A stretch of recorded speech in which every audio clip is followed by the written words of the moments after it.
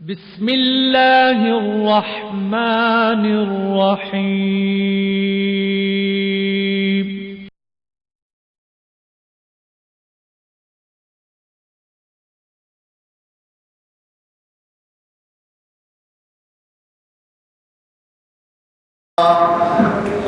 الحمدللہ وکفی والصلاة والسلام علی محمد المصطفى اما بعد فاعوذ باللہ من الشیطان الرجیم بسم اللہ الرحمن الرحیم یوم تری المؤمنین والمؤمنات یسعی نورهم بین ایدیہم وبأیمانہم صدق اللہ مولانا العظیم رب اشرح لی صدری ویسر لی امری واحلل عقدۃ من لسانی یفقہوا قولی مولاي صل وسلم دائما ابدا على حبيبك خير الخلق كلهم والحبيب الذي ترجى شفاعته لكل حول من الاحوال مقتحم فصل يا الهي علينا كل صعب بحرمة سيد الابرار سهل الصلاة والسلام عليك يا رسول الله الصلاة والسلام عليك يا حبيب الله الصلاة والسلام عليك يا نبي الله وعلى آلك وأصحابك يا نور الله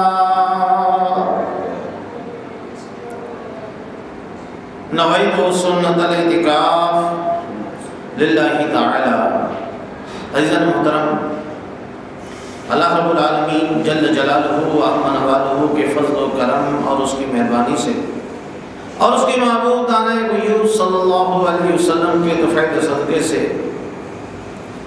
ایک بار پھر ہم کو سیکھنے اور سکھانے کے لیے، اللہ تعالیٰ کی رضا حاصل کرنے کے لیے، اس کے محبوب علیہ الصلوۃ والسلام کی سنتوں کو سیکھنے کے لیے یہاں پر جمع ہیں، اور اسلامی بہنیں گھر میں بیٹھ کر اس بیان کو سن رہی ہیں، اور انٹرنیٹ کے ذریعے بھی جو دوست، جو ہماری مائیں، بہنیں، بچیاں، اور جو ہمارے ذریعے سلسلہ عالیہ، نقشبندیہ، قادریہ، اشرفیہ میں داخل ہیں، اللہ تبارک و تعالیٰ سب کی حاضری قبول فرمائے۔ جو کچھ ہم کہیں سنیں اسے یاد رکھ کر اس پر عمل کرنے کی اور نیکی کی دعوت کے ذریعے، انفرادی کوشش کے ذریعے سنتوں کا نور مشرق سے لے کر مغرب تک اور شمال سے لے کر جنوب تک پہنچانے کی سعادت عطا فرمائے۔ عزیزان محترم، آج ہمارا عنوان ہے کہ ہم اپنے باطن کو کیسے سنواریں۔ دیکھیں، ظاہر کو سنوارنے کے لیے ہم کتنی محنت کرتے ہیں۔ ہماری بدقسمتی ہے کہ ہم جہاں پر ہمیں کچھ عرصے رہنا ہے، اس کے لیے ہماری بہت زیادہ کوششیں، دنیا کو سنوارتے ہیں، مکان بناتے ہیں، گاڑی لیتے ہیں، منصب حاصل کرتے ہیں، ایڑی چوٹی کا زور لگا دیتے ہیں کہ کسی طریقے سے ہمارا دنیا کا معاملہ درست ہو جائے۔ اسی طرح ظاہر کو بھی درست رکھنے کی کوشش کرتے ہیں، مانا کہ ظاہر کو درست رکھنا یہ بھی اچھا ہے، لیکن اصل چیز باطن ہے کہ باطن کو کیسے سنوارا جائے۔ یاد رکھ لیجئے، اگر گندگی ہے، پاخانہ ہے، اگر اس پر سونے کا ورق چڑھا دیا جائے تو وہ گندگی اچھی نہیں ہوگی، گندگی تو گندگی ہی رہے گی۔ آج بدقسمتی یہ ہے کہ ہمارا ظاہر بہت زیادہ حسین و جمیل ہے، خوبصورت ہے، لیکن ہمارے باطن کا یہ حال ہے کہ گندگی سے بھرا ہوا ہے۔ اور عزیزان محترم، جب تک ہمارا باطن درست نہیں ہوگا، یاد رکھ لیجیے رب ذوالجلال کی بارگاہ سے ہمیں چھٹکارا نہیں ملے گا۔ ہمارے شیخ الحدیث حضرت علامہ مولانا صاحبزادہ محمد عبدالشکور صاحب قادری رضوی نقشبندی گھمکولوی رحمۃ اللہ علیہ، اللہ تعالیٰ ان کی قبر انور پر کروڑوں اربوں خربوں رحمتوں کا نزول فرمائے۔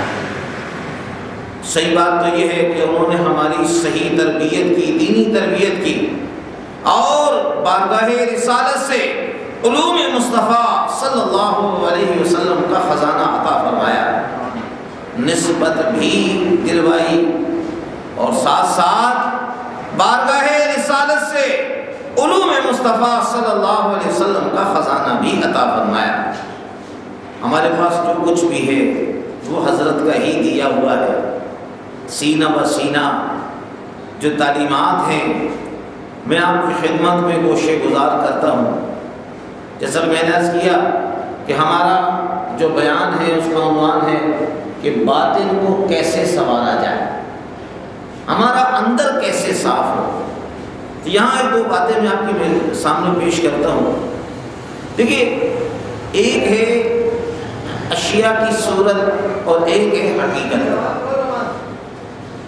صورت ایک ہی ہے لیکن حقیقت کچھ اور ہے۔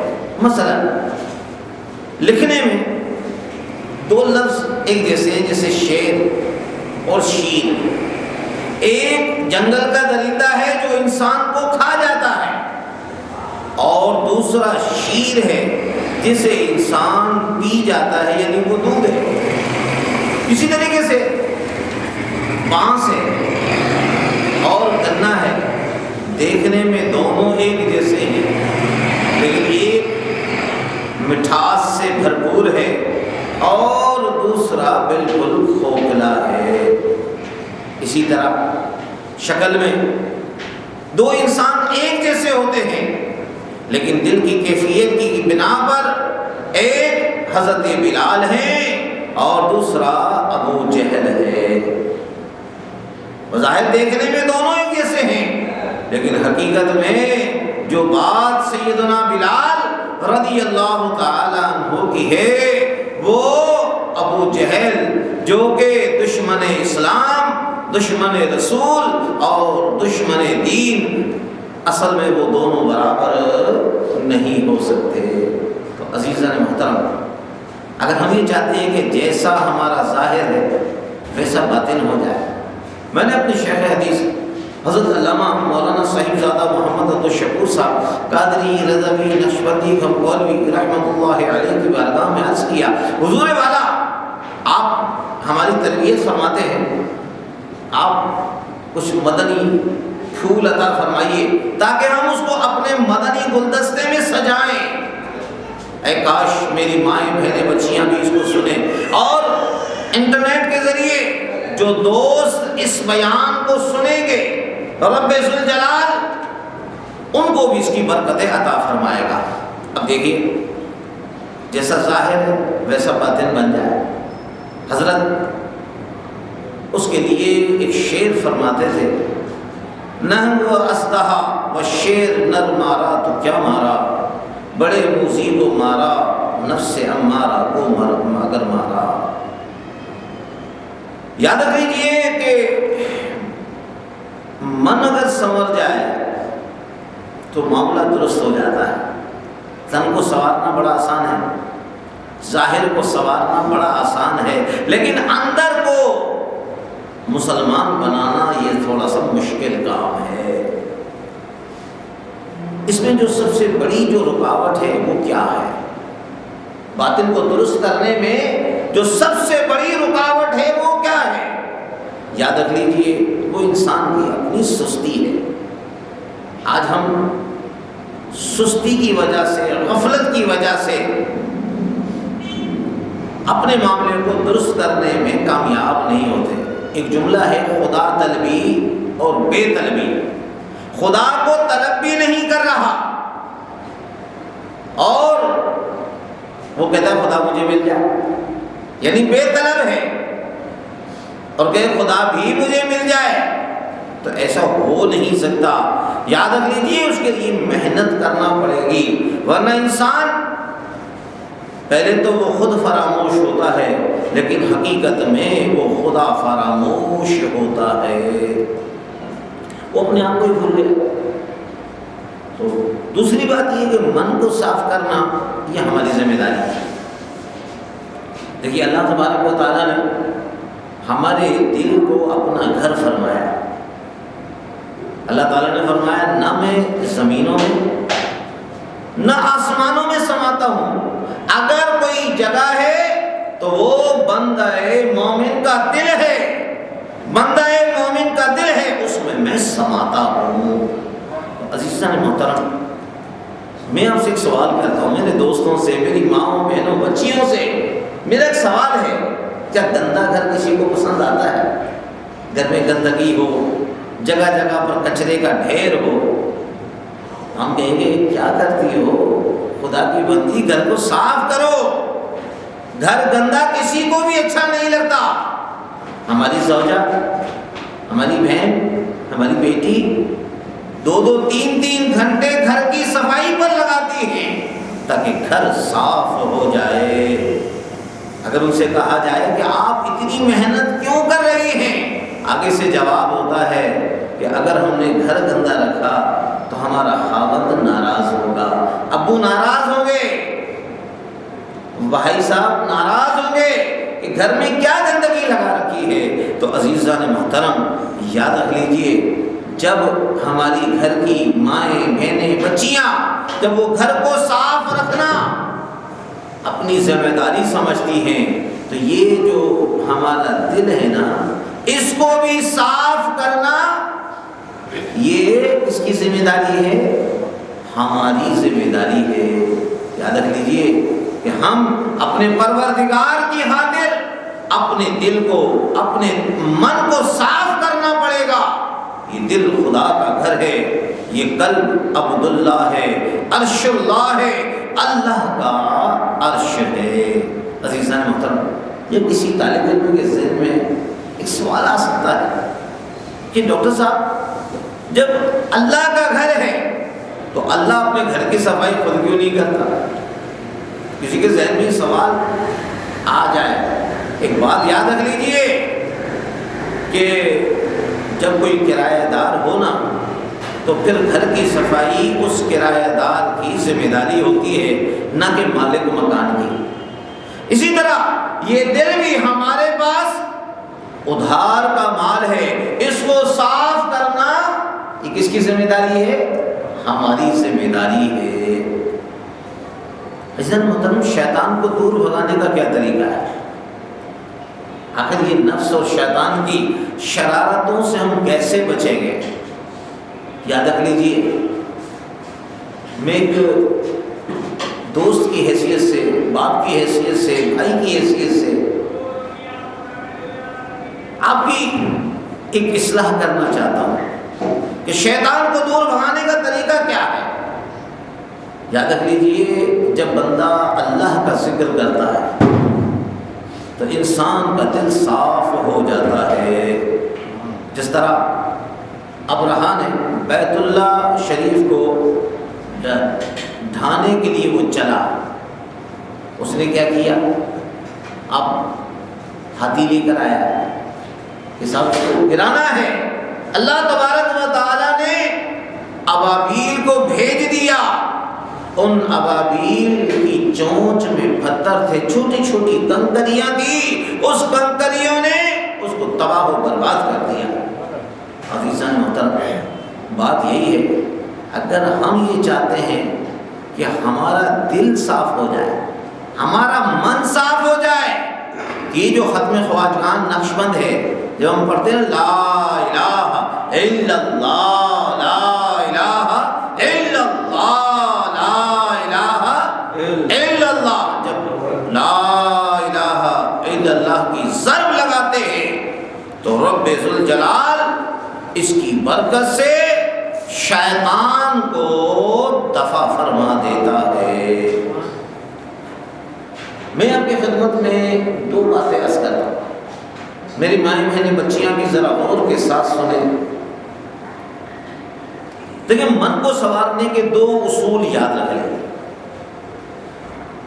پہلا اصول تو یہ ہے کہ جو روزمرہ کے ہمارے کام ہیں ان کو سنتوں کے مطابق ادا کرنے کا اہتمام کیا جائے۔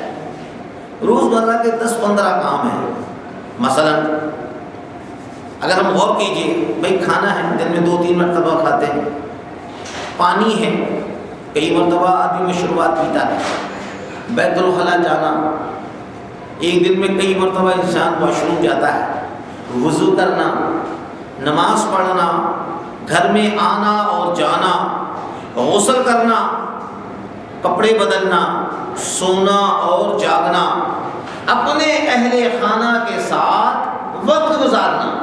اس زندگی کے یہ کچھ معمولات ہیں جو انسان 10-15 کام یہ روزانہ کرتا ہے۔